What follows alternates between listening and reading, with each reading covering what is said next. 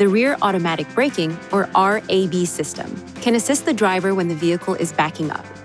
RAB operates when the shift lever is in the reverse position and the vehicle speed is less than approximately 9 miles per hour.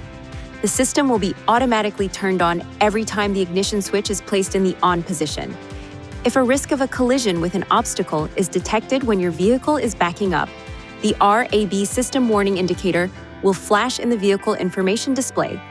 A red frame will appear in the center display, if so equipped, and the system will chime 3 times. The system will then automatically apply the brakes.